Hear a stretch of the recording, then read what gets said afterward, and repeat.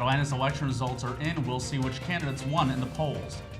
GSU's marching band is getting ready for a national parade in 2014. Students will complete professor evaluations at the end of the semester. We'll take a look at how evaluations are calculated and what affects a professor's class performance. Those stories and more tonight on Panther Report. Good evening. I'm Yasmina Alston. And I'm Alex Ositis. Elections around Georgia were held last Tuesday, and in Atlanta, it was a story of landslides. Mayor Kasim Reed won re-election to serve a second term. Reed won with more than 84% of votes. Caesar Mitchell earned 79% of votes and maintained his position as Atlanta City Council president. As for the Atlanta School Board, 4 races are to be decided in runoff elections. Runoffs are scheduled to be held on December 3rd. GSU is a tobacco-free campus, but how are these policies enforced? Reporter Ashley Lackey has more on the story. Although Georgia State claims to be a tobacco-free campus, the university is far from able to make the claim of being completely smoke and tobacco-free. There are 2 reasons why you want to have a tobacco-free campus policy. The first is the effects of secondhand smoke. So if someone's smoking in a corridor, in a hallway, someone else is going to have to breathe that, and there's documented negative health effects on other people. Secondly, of course, cigarette smoking is a very serious problem for everyone. On October 18th, 2012, the Georgia State University Senate approved a ban on smoking and tobacco use on a majority of the university campus, indoors, outdoors, in parking garages, and with 25 feet of most Georgia State building entrances and exits. But this ban hasn't prevented students from continuing their chosen habit on campus. I think that it would probably be better to have designated smoking areas on campus rather than banning it completely. So then you could at least control it a little bit more, since obviously no one's respecting a full ban. Georgia State University officials began placing signs around campus to remind students that this is a smoke-free campus. However, it seems as if it will take more than a sign to enforce the policy, which hopes to make Georgia State a better, healthier environment for staff, faculty, and students. Reporting for GSTV, this is Ashley Lackey. America Recycles Day is this Friday, November 15th, and one of Georgia State's organizations is giving away free food and prizes to anyone who participates. We spoke to the event's organizer, Sophie Armenkinen. We are going to host an event here in the Unity Plaza on November 14th from 12 to 2 is when the event starts, and you can stop by whenever you like. What we're hoping to do is raise awareness here on campus about recycling, make our community more greener, promote the sustainability program. We'll have different booths or different organizations that are all about going green at the event. So please stop by for information. Stop by to recycle anything from bottles, papers, cartridges, cardboards. And when you recycle, you receive a ticket. We'll then put you into a raffle, and you'll pull the raffle at 12:30 and at 1:30 to see who's the winner. We'll have different prizes. We'll have food, different games to play. So please come join us for this event and follow our Facebook page, Georgia State Recycles Day. With the end of the semester nearing, GSU students will need to fill out professor evaluations. What can these evaluations result in, and how do professors feel about them? Reporter Rachel Ramatar has more. As the semester draws to its end, students will be able to provide professor evaluations on their professors. Senior academic professional Dr. David Blaustein cautions that, while not required, students should be aware of what they submit. Is if there are negative evaluations, they do approach the professor, and they do make the professor aware that they've gotten some negative evaluations. The professor can then decide whether he or she wants to, or how they want to augment their approach to the material. But I think some of the things that students don't realize is that if the material is inherently difficult, it's still going to be tough on the professor to make it kindergarten-like or so easy that they don't have to put in their own time and effort in order to pass their exams. While the reviews may be optional for students, Communications Undergraduate Director Dr. David Barthlow explains that such is not the case for the university. I don't know, even without the requirement, I think most instructors want to have feedback from their students. Many instructors have their own evaluation informally, not the formal kind of fill in the bubble kind of survey that's done at the end of courses. Instructors are always interested in improving their instruction. For GSTV News, I'm Rachel Ramatar. A shortage of physics teachers is the reason behind a 3-year, $300,000 federal grant awarded to Georgia State. GSU is hoping to increase the number of physics education graduates by allowing students interested in teaching physics to do so through a newly implemented program. According to the university, PhysTech is the name of the organization that, quote, recruits and supports would-be physics teachers by offering teaching strategies, mentoring, and a teacher-in-residence program to give student teachers experience in the classroom, end quote. Brian Toms, the assistant chair of physics and astronomy and the primary investigator in the grant, said, quote, we will graduate 4 physics majors with teacher certifications this year, end quote. As for the following year, he expects the same, but eventually more graduates of the program. Biking is one of the many ways to get to school. Georgia State students talk about their decision to ride a bike to school versus any other form of transportation. We go to Tim Richards, who has more on the story. 27% of all Americans ride their bikes. They use it for exercise, to go to work, and to go to school. So today, I asked a few GSU students, why do they love to ride their bike so much? Most students think that riding their bike to school is a lot easier than driving. The main reason why most students ride their bike to school is because it saves money from gas. It's easier to go class faster, and I don't know, I guess you can go anywhere in downtown with your bike. Students love their bikes, so I had to ask them, would they be willing to trade their bike for a car? No, I have 3 roommates who all have cars to drive me places if I need it, so got my bike, serves me well, yeah. The one thing that most students dislike about riding their bikes to school is they have a higher risk of getting into a serious accident. Only thing I don't like about my bike is when I drive on the street, sometimes like cars like pass right next to me. They don't really yield, so that's kind of hard part. Have you ever gotten into an accident? Or? No, not yet. I actually just hit a car on the way over here. Wow. Are you okay? Yeah, I'm fine. Her car is fine. From GSTV News, I'm Tim Richard. Coming up on Panther Report, the University Commons held a music industry discussion this past Tuesday. We'll see what the panelists had to say. Twitter began trading in stock exchange. Stay tuned to see how this social media phenomenon topped off its stock for this trading week. Presenting your Georgia Power Energy Efficiency Team.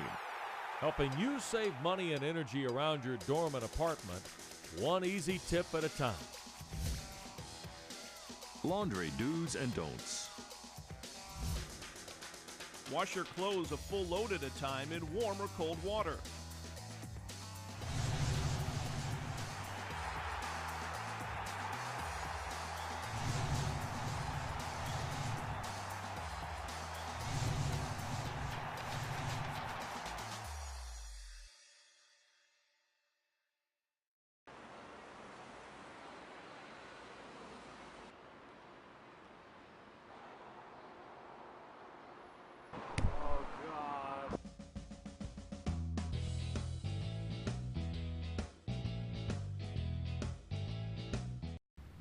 Georgia State's marching band will be performing at one of the nation's biggest parades. Reporter Hebok Dixia has more. The Georgia State University Marching Band was informed earlier this year that they have been selected to perform at the 2014 Macy's Thanksgiving Day Parade. The parade takes place in New York's Herald Square and has become an annual holiday tradition for the nation. This honor marks Georgia State's second time performing on a national level, the first being at the inauguration of President Barack Obama in early 2013. We are trying to get the word out there to upcoming freshmen, to current Georgia State people that want to be part of the marching band so that we can get the best representation possible at Macy's. When we're on TV and everybody sees us, we want to have the largest representation possible. So we're trying to spread the word and get Georgia State hyped about us going there to represent them in New York. Wesley Watley, Macy's Thanksgiving Day Parade Creative Director, stated that the Macy's Band Selection Committee is amazed at the incredible performance quality that the Georgia State University Marching Band has achieved in only a short few years of existence. This is our 4th year in existence. We started when the football team started, and our 2nd year we were actually nominated as the top 5 marching band in the nation. And then last year, we were still ranked in the top 10. The annual event takes more than a year to prepare for, and bands that have been selected are usually informed of their selection about a year and a half in advance. They will be one of 10 marching bands of the 175 applicants to perform at the parade.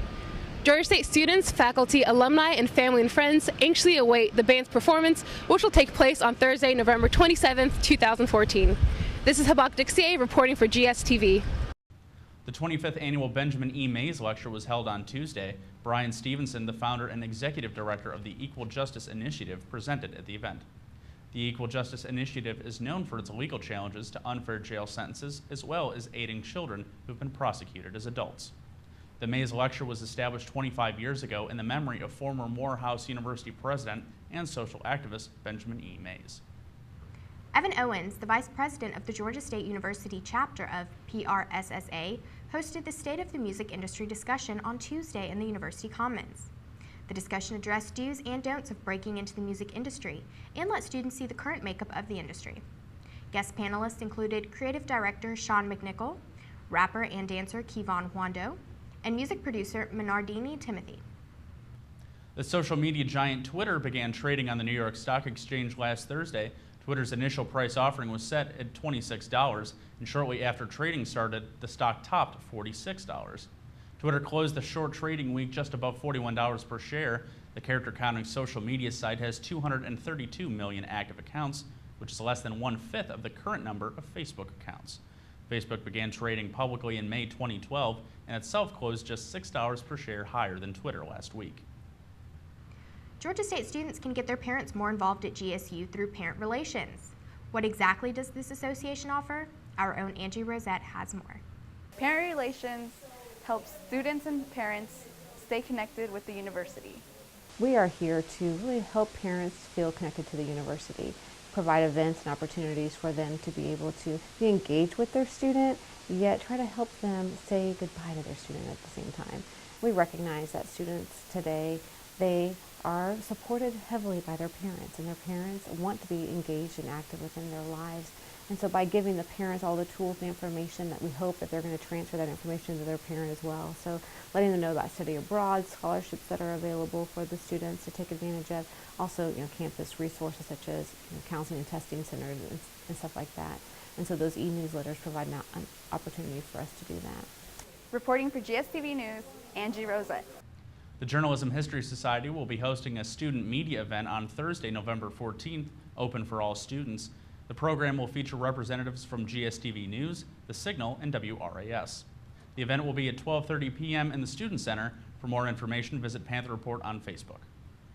The Braves announced that they're moving to a new field in Cobb County. We'll hear more about it with Neha Ali in sports coming up next on Panther Report. Presenting your Georgia Power Energy Efficiency Team. Helping you save money and energy around your dorm and apartment, one easy tip at a time. Laundry do's and don'ts. Don't use too much detergent. Rinse in cold water.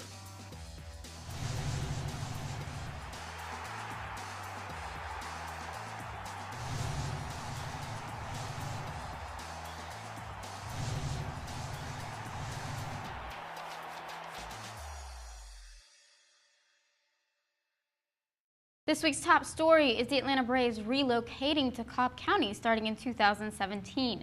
The move will come after their 20-year lease expires with Turner Field. The location of the new stadium will be at the intersection of I-75 and 285. We will bring you more information as it comes available. Basketball season is officially underway, and Georgia State is already building a reputation for dominating play. Top sports networks such as ESPN and CBS predict the Panthers will win the Sun Belt Conference title this year. While the championship is months away, men's basketball opened their season with a bang. The Panthers faced Southern Poly Saturday afternoon, scoring 90 or more points in 3 consecutive games and setting a record high 97 points under coach Ron Hunter. Davon Kimball has more on the story. Georgia State opened up their regular season last Saturday against Southern Poly, who entered the game at 2-1. It would be the Panthers' only home game for the month of November. I thought our starters in the second half really buckled down defensively for about 9 minutes, and then we started subbing. And I told our bench has to be better than that. One of the things I said, the key to our season is Marcus Kreider and Rashad and those guys come off the bench. And today I didn't think they did a really nice job. But we got the win, and did some good things, shot the ball fairly decent, but we just got to continue to be better defensively. The Panthers started out hot in the first half, shooting 41% from behind the arc and led by as much as 33 points early in the second half. The starters were perfect from the free throw line all game, and the team held Southern Poly to 38% from the floor. The Panthers would prevail with a final score of 97-78. Your team is going to be on the road for the rest of the month of November for the tournament. What do your team need to do to prep? Well, historically, I love going on the road. I think if you're a good team, you win on the road. And so we won't be back here for a while. And if you look even at the teams I've had here in the last few years, we've been able to win on the road and win big games. And so we're accustomed to that. But if we're going to win a championship and learn how to win, we've got to win on the road. And we've got to go into some tough places and do that. So I'm excited about doing that. We've got our exhibition. We've got the first game out the way. And so now we can go play. We can kind of feel, we know who we are as a basketball team right now. So now we can kind of go take a team on the road. And so we look forward to Tuesday. It's going to be a great challenge playing in the SEC arena. After their win, Georgia State will be on the road for the remainder of the month. They'll play Vanderbilt on November 12th at 8 p.m. For GSTV News, I'm Davon Kimball. While the men are on the road, catch the women open their regular season against the University of Central Florida November 19th at 6 p.m. in the GSU Sports Arena. In volleyball, a 1-4 loss against Arkansas State on Saturday makes this a third straight defeat for the Lady Panthers. Reporter John Michael Drain was there to cover the game. Following their loss to the University of Arkansas Little Rock Trojans, the Georgia State Panthers volleyball team sought to stay in the hunt for one of the final spots in the Sun Belt Conference Championship tournament as they took on the Red Wolves of Arkansas State University this past Saturday night in the GSU Sports Arena. Tensions were high in the arena after the loss to Arkansas Little Rock allowed the Troy Trojans to move ahead in the championship race by one game. With a fighting spirit, the Panthers gave it their all as sophomore Eliza Zachary led the team with 15 kills. We're just going to get after it in practice and just go in there and out-hustle them and just try to come back with a road win. Coach always says we have to steal one on the road, so that's what we're going to try to do. A valiant effort for the Panthers fell short as the Red Wolves hounded away with a 3-1 match victory. Right now we're just trying to not hope to get in, but put ourselves in a good position. And it would be great if we could go and pick up the Western Kentucky win, which is going to be challenging, and then just go ahead and knock Troy and South Alabama out. And that would put us in a good position to getting into the Sun Belt. Despite their conference losses, the Panthers volleyball team still has an opportunity to claim the 8th seed of the championship tournament as they go back on the road this Wednesday to take on the Western Kentucky Hilltoppers, who are also the #1 seed in the championship tournament. After the game, they return home to play their final 2 home games of the regular season. For GSTV Sports, I'm John Michael Drain. A few members of the GSU football team wasted no time over the bye week. With a free Friday, some of the players got together to help clean up Atlanta's historic Oakland Cemetery in East Atlanta. Panthers football returns to the Dome on Saturday with the Louisiana Lafayette Raging Cajuns at 2 p.m. Winning CAA Player of the Week in 2011, the All-CAA First Team Doubles Award in 2011 and 2012, and going undefeated in the Panthers' final fall tournament earlier this month, Marina Kozachenko has proved that Georgia State is her second home. We sat down with a Ukrainian native to see why tennis was her sport of choice. You're coming off a weekend where you went undefeated in Tuscaloosa, so do you have anything, what were you feeling going into that weekend, and how did you come out undefeated? It was very important for me to finish strong my last fall season, so just got all my thoughts together and gave it 100%. And you'll be playing in the spring then too, right? Yes. Okay. Is there anything you're looking forward to in the spring? It'll be your last semester on the team. Is there anything that you want to do personally? Any goal that you have set? Definitely the goal is to win the Sun Belt Conference, to get it, finish strong. Good. So, yeah. Are there any records that you're looking to set before you graduate? Any individual or doubles records that you're Individual, double, trying to win as much games as possible to bring the point to the team. Tune in again next week for more sports coverage and to see who will be Athlete of the Week. This has been your GSTV Sports Update. I'm Neha Ali. Thank you for watching this edition of Panther Report. Please visit us online for news and sports updates. Follow us on Twitter at Panther_Report and like Panther Report on Facebook. I'm Alex Ositis. And I'm Yasmina Alston. Have a good evening.